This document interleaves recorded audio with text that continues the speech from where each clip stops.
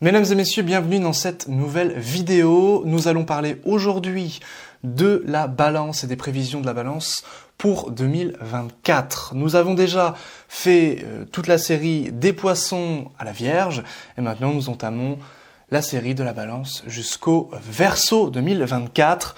Donc dans cette vidéo, on va parler de la balance en astrologie sidérale. On ne parle pas ici du signe de la balance, mais de la constellation de la balance. Surtout si vous êtes donc ascendant balance, surtout si vous avez votre lune en balance. On va ici parler de l'astrologie dite érudite, savante, et c'est une astrologie qui est donc précise, plus précise que l'astrologie populaire. C'est pour ça qu'on va utiliser ici les maisons, donc l'ascendant particulièrement et la lune. Donc si vous avez votre lune ou votre ascendant en balance, bienvenue, cette vidéo est pour vous destinée. Donc, nous allons parler tout simplement du transit des nœuds lunaires, de Jupiter, de Saturne et enfin de Mars. Évidemment, il y a d'autres planètes et ces planètes, j'en parlerai en profondeur au courant 2024. On va commencer par l'axe des nœuds lunaires. Toujours en astrologie sidérale, attention à ne pas confondre avec l'astrologie occidentale. Pourquoi je me répète, c'est parce que je reçois toujours en commentaire des petits malins qui croient que je me trompe, alors que pas du tout. C'est simplement qu'on parle de deux choses différentes. Les constellations, encore une fois, ne sont pas des signes. Alors ici, il va y avoir le nœud nord qui, au novembre 2023, transitera dans la constellation des Poissons.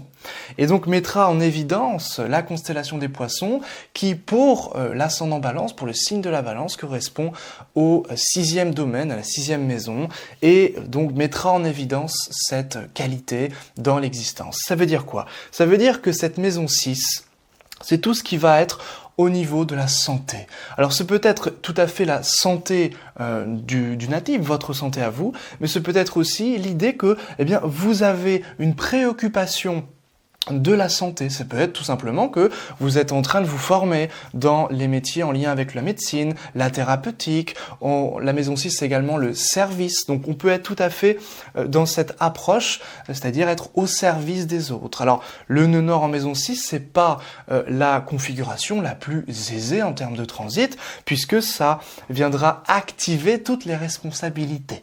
Alors et bien sûr, la maison 6, c'est pas la maison donc la plus sexy de l'astrologie, mais c'est quand même cette idée de pouvoir finir ce qu'on a commencé. La maison 6, c'est la joie de Mars, c'est-à-dire que chaque planète va avoir une caractéristique particulière dans certaines maisons, et la maison 6, c'est la joie de Mars. Donc ici, ça peut mettre l'accent sur des rivalités, des adversités, des compétitions, des procès éventuellement si votre thème l'indique. Eh bien le nœud nord viendra donner un gain important au niveau de ça. Ça veut dire quoi? Ça veut dire que si vous êtes en procès, si vous avez des ennemis, si vous êtes en compétition, etc. Eh bien le nœud nord favorise un gain, favorise une réussite, autrement dit favorise la victoire dans ces différents domaines. Ça favorise également la victoire dans les petits problèmes du quotidien, maison 6. L'important c'est que, et ça c'est toujours un petit peu à double tranchant, il peut y avoir un certain inconfort quand même, que ce soit au niveau d'une compétition, au niveau de l'adversité, au niveau des petits problèmes du quotidien. Mais le nœud nord va vous permettre quand même, en accentuant ici ce domaine, de trouver des réponses à des problématiques. Et c'est ça la particularité de la maison 6, c'est une maison, c'est vrai, de labeur, c'est pour ça que c'est pas la maison la plus sexy, mais c'est également la maison des gens qui vont trouver des solutions. Donc, le nœud nord en maison 6 de novembre 2023 à mai 2025, c'est-à-dire évidemment toute l'année 2024 va être concernée par ce transit du nœud nord, mettra en évidence les responsabilités, le fait de trouver des solutions à des problèmes. Bien sûr, s'il y a solution à des problèmes, ça signifie qu'il va y avoir quelques petits problèmes. C'est normal. Et en face, on a quoi? On va avoir le nœud sud en maison 12. Alors la maison 12, c'est très complexe, donc je vais essayer d'être très simple dans sa symbolique. La maison 12, quand il y a le nœud sud dedans, c'est l'idée qu'on veut s'échapper. C'est l'idée qu'on veut s'évader. Sauf que le nœud nord en maison 6, il nous dit non, ne t'échappe pas. Tu as ça à accomplir, cette tâche-là à finir, ta vaisselle à faire, le repassage à faire, tu as l'aspirateur à passer, tu as l'enfant à nourrir, tu as telle tâche à finir, ceci, cela. Bon. Et À côté de ça, nœud sud en maison 12, on n'a qu'une envie, c'est de s'évader, c'est de fuir, c'est de regarder des séries Netflix, c'est de parfois s'évader dans la spiritualité, c'est s'évader dans des mondes oniriques, dans les rêves, on veut dormir, on en a marre de toujours être en action, parce que le nœud nord en maison 6, 2024, vous allez être en action les balances. Donc ça va vraiment être l'enjeu principal qui va se manifester au cours de cette année 2024. La maison 6, donc les responsabilités, les devoirs, cette idée de routine, d'hygiène de vie qui sera essentielle, qui sera importante. Et si vous ne contrôlez pas votre hygiène de vie, il peut y avoir des petits soucis au niveau de la santé. Parce que le nœud sud en maison 12 peut donner également l'idée qu'on se fuit soi-même, qu'on ne s'écoute pas, qu'on ne s'écoute plus, qu'on a des difficultés pour dormir, et en même temps qu'on veut fuir dans certains paradis qui peuvent être les jeux vidéo, qui peuvent être les séries, la télé, qui peuvent être toute autre chose, même des choses assez subtiles, hein, comme tout simplement étudier, comme la spiritualité, comme méditer et un petit peu fuir nos responsabilités. Donc ce sera vraiment l'enjeu important courant 2024 pour vous les balances. Alors quand même, le nœud sud en maison 12, ça va vous doter d'une très forte intuition. Cette intuition va justement devoir servir le nœud nord, parce que les nœuds sont toujours en dialogue.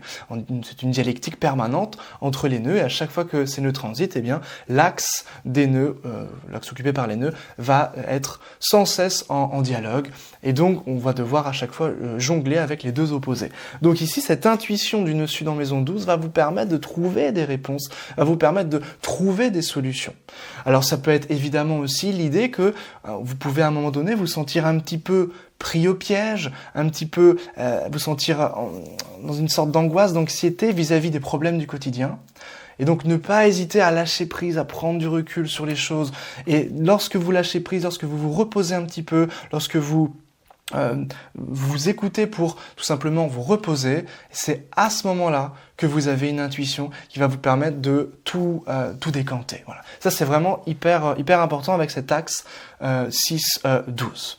Donc voilà globalement pour l'axe des nœuds au courant 2024 pour vous les balances. Maintenant on va parler un petit peu de Jupiter. Jupiter, planète bénéfique, pour vous il sera maître de la maison 3, maître de la maison 6. Alors en tant que maître de 6, il va encore nous parler de ce dialogue avec les responsabilités, les devoirs, etc.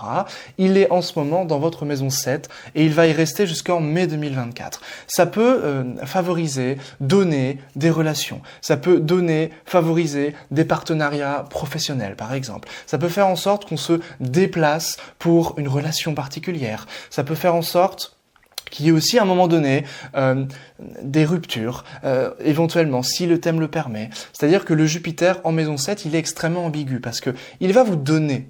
C'est-à-dire Jupiter, il donne. Il va vous donner, favoriser des relations, et en même temps, il est privatif pour les relations. Donc, il peut y avoir à la fois une relation, tout simplement, mais une distance avec la relation. Ça peut favoriser des relations à distance. Ça peut favoriser l'idée qu'on vit chacun chez soi, mais qu'on est quand même ensemble, dans la relation, qu'on sort ensemble. Ça peut être plein de configurations, de manifestations qui s'adapteront tout simplement à votre thème natal et aux périodes que vous vivez, les périodes planétaires qui sont en réalité les maîtres du temps. Voilà déjà avec Jupiter. Alors Jupiter en maison 7, ça peut aussi signifier que au niveau d'un frère, au niveau d'une sœur, un enfant peut être favorisé, tout simplement. Puisque Jupiter sera dans sa maison 5, pour compter du frère ou de la sœur. Ça peut également faciliter la vie d'un frère ou d'une sœur de manière générale. Donc ça va surtout jouer jusqu'en mai 2024 sur le relationnel. Et puis on peut aussi être au service de la relation. On peut aussi, alors certes il peut y avoir des hauts et des bas dans le domaine relationnel, mais on fait des efforts, on met son énergie vers la relation, tout simplement, jusqu'en mai 2024. Et ensuite Jupiter, il va aller en taureau, dans la constellation du taureau, de mai 2024 à mai 2025. Dans ce cas-là, il sera dans votre maison 8, Jupiter. Jupiter en 8 est très très bon pour l'argent du partenaire, l'argent du conjoint, l'argent de la famille de manière générale. C'est très bon pour des gains qui viennent de l'argent d'autrui, donc des héritages, des donations. Tout ça, c'est excellent. Voilà. Le fait que Jupiter soit maître de 3 en 8, ça peut signifier que, encore une fois, vous mettez votre énergie pour la sauvegarde de la famille, pour protéger votre famille, en termes notamment financiers.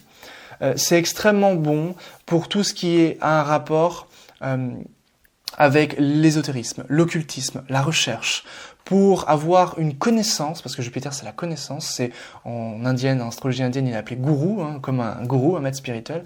Dans le bon sens du terme, gourou ça veut dire gros, c'est celui qui a la connaissance, qui amasse la connaissance, gourou, voilà. Et Jupiter c'est gourou, il est appelé gourou en astrologie indienne, et justement c'est la connaissance de la maison 8. La maison 8 c'est quoi? C'est les mondes subtils, c'est l'occultisme, c'est comprendre les sous-entendus, c'est en réalité les dépossessions, c'est le monde immatériel, c'est la métaphysique, de manière générale. Et donc Jupiter en 8 viendra favoriser tout cela, bien entendu. Et ça favorisera également l'argent du conjoint, l'argent de la famille, de manière générale, éventuellement des héritages, si dans votre thème il est dit qu'il y aura des gains par des héritages. Donc voilà globalement ce que peut décrire Jupiter dans votre maison 8. Maintenant, le Saturne. Saturne, évidemment, à l'inverse de Jupiter qui est considéré comme la grande bénéfique en astrologie traditionnelle, Saturne, c'est l'inverse. Bon. Saturne, lui, il est quand même bien placé. Il est en Verseau. Le Verseau, c'est son signe préféré en astrologie indienne, ce qu'on appelle un Mula Trikona, c'est l'origine, la racine de Saturne. C'est là où il prend toute sa puissance, toute son énergie. Le Verseau, c'est la maison 5 pour la balance, donc ça va nous parler des enfants. Saturne en 5, Saturne ça peut être le devoir, le sacrifice. On peut se sacrifier un petit peu pour un enfant. On peut prendre beaucoup de temps, parce que c'est aussi là où on met du temps, Saturne, on peut prendre beaucoup de temps vers un enfant. Bien sûr, s'il n'y a pas d'enfant, la maison 5, c'est la création.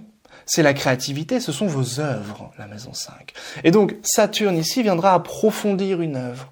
Donc nécessairement, le Saturne en maison 5 est excellent pour finaliser une œuvre d'art, notamment une œuvre qui demande du temps, comme un roman, comme une grande toile, comme un chef-d'œuvre en réalité.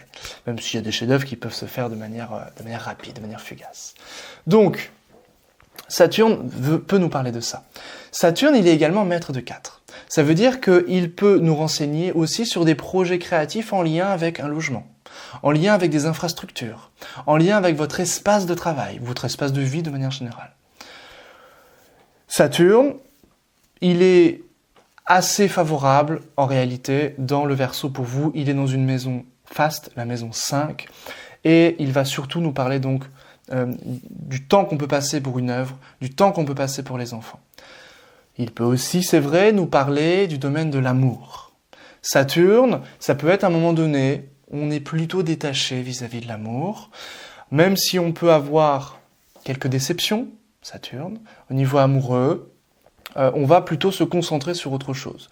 Et c'est ça qui est paradoxal pour vous en 2024. C'est-à-dire que le Saturne est en maison 5, il y a un détachement peut-être du domaine amoureux, et en même temps, le Jupiter en 7 fait que la relation est importante et vous mettez votre énergie dans la relation. Et c'est aussi avec cette contradiction apparente que vous allez devoir jongler, que vous allez passer votre année 2024 tout simplement. Donc ça, c'est très intéressant comme énergie. Et puis enfin, on va passer à Mars. Donc Saturne est plutôt bénéfique ici.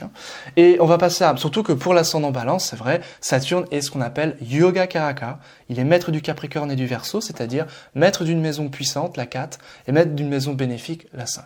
Donc il est très très bon, votre Saturne. Et puis enfin, on va passer au transit de Mars, très rapidement. De janvier au 6 février, Mars sera dans votre maison 3. Mars en 3, il y a une très belle analogie puisque c'est le courage, c'est la bravoure. Alors ça peut chauffer un petit peu vis-à-vis d'un frère, vis-à-vis d'une sœur, c'est possible, mais ça va vraiment favoriser les prises d'initiative, le courage. Si vous avez une entreprise à lancer, vous pouvez le faire entre janvier et février ici. Évidemment, il faudrait que l'ensemble du thème aille dans ce sens, mais de manière générale, c'est quelque chose de favorable.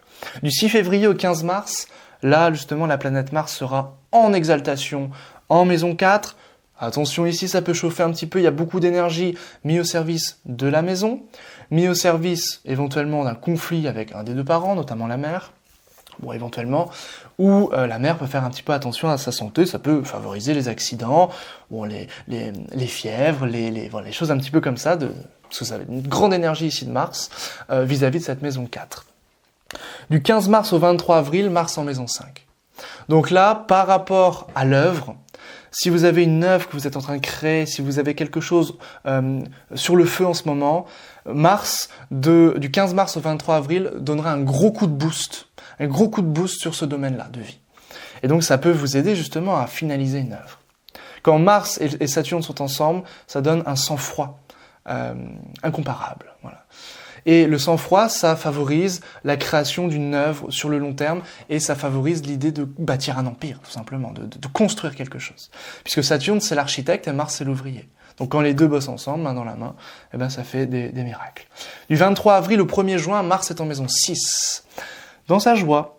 Et donc là, ça peut aussi favoriser les compétitions, favoriser les conflits, bien entendu, parce que c'est aussi dans cette même symbolique. Mais faire en sorte que vous gagnez, tout simplement, vos conflits ici. Mars en maison 7 du 1er juin au 13 juillet, donc là, Mars sera en domicile, donc chez lui.